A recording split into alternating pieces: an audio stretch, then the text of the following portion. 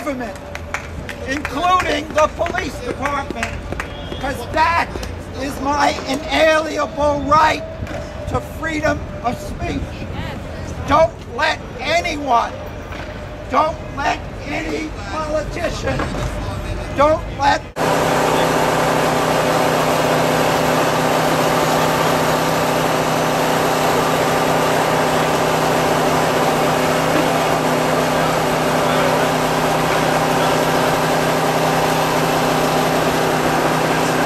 anybody take that right away from any of us. Because once they take that right away from me, tomorrow it's you, and the next day it's that person.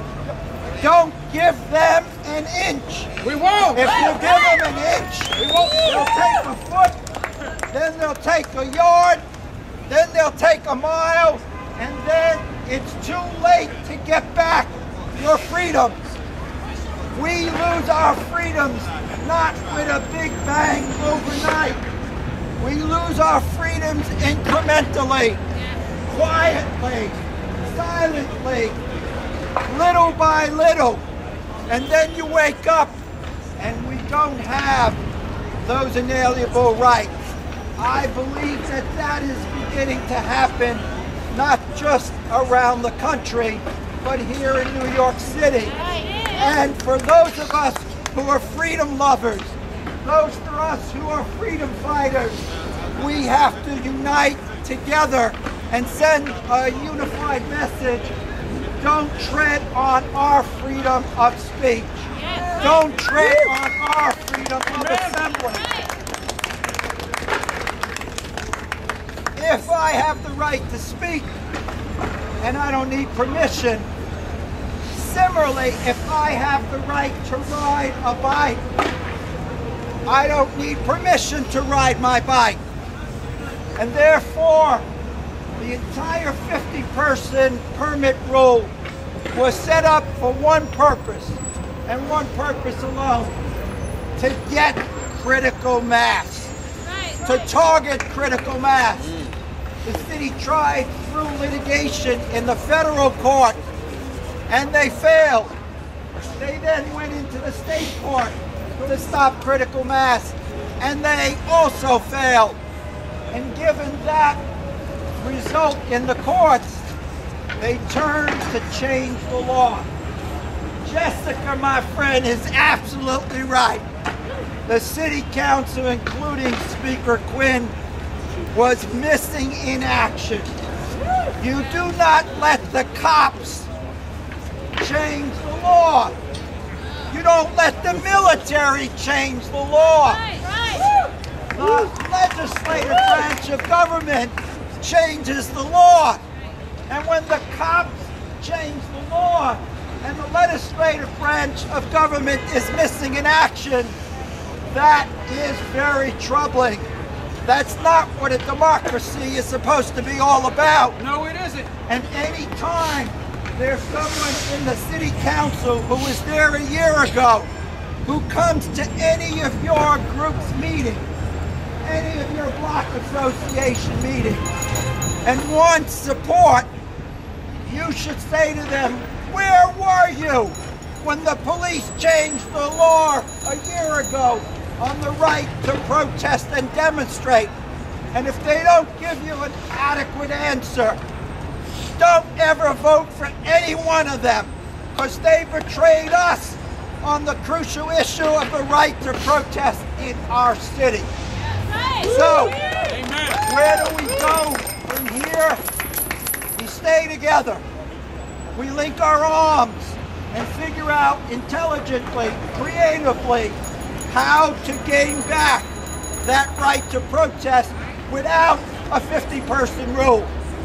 If you have a right to march on the sidewalk, you don't need a permit.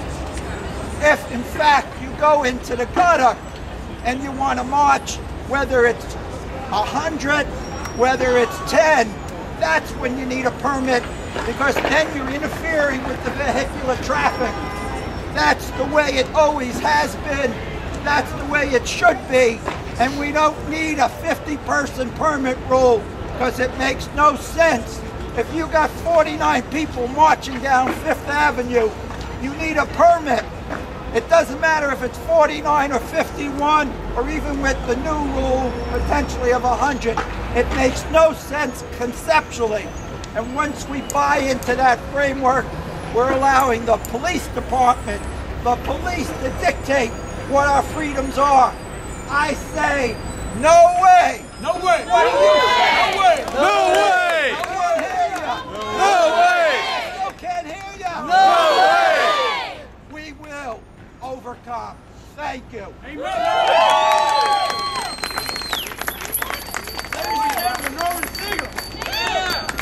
Right now, I'd like to introduce Nikita from the Time's Up Video Collective. I personally cannot thank them for the many tireless hours of video editing that they have done over the last number of years. I can know so many people whose cases got thrown out of court that are based on their hard work and late hours sitting and editing video and giving it to lawyers, getting these cases dismissed. Nikita, thank you so much. And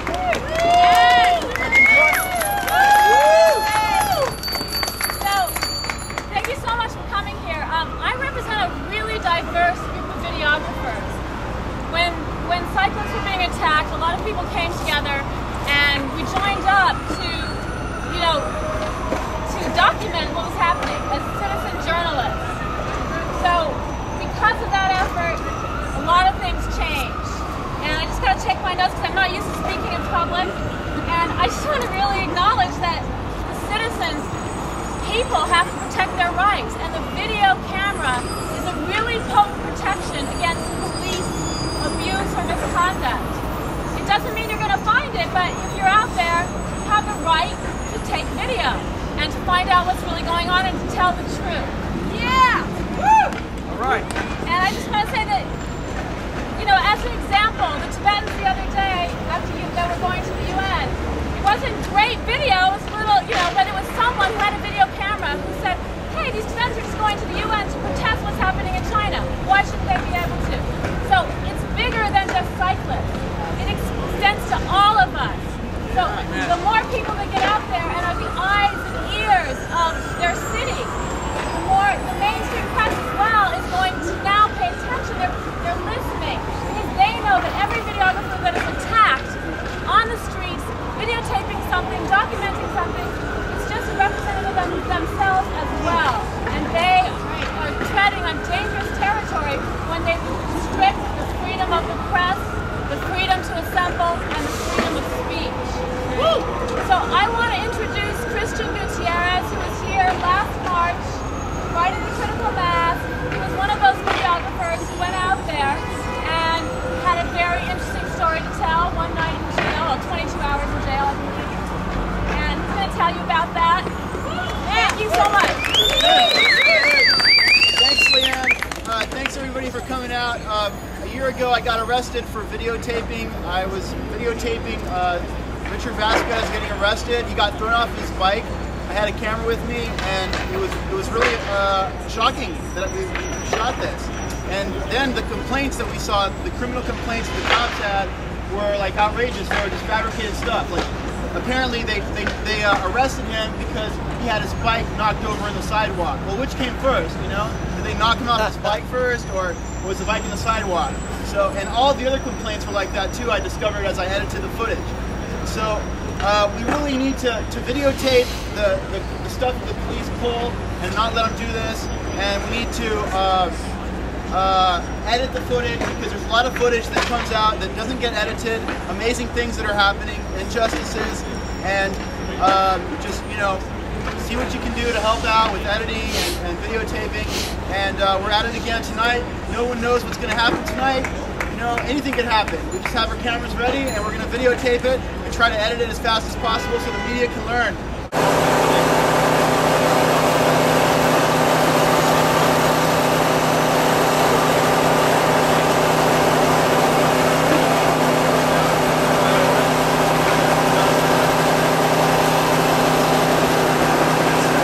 What's really happening on the streets. And that's all I have to say. Okay, what's that? We're gonna screen a 12-minute piece. But we don't have any sound. It has subtitles, so you can can read the subtitles, and this is what we've been doing. It's about a year ago today. Thank you.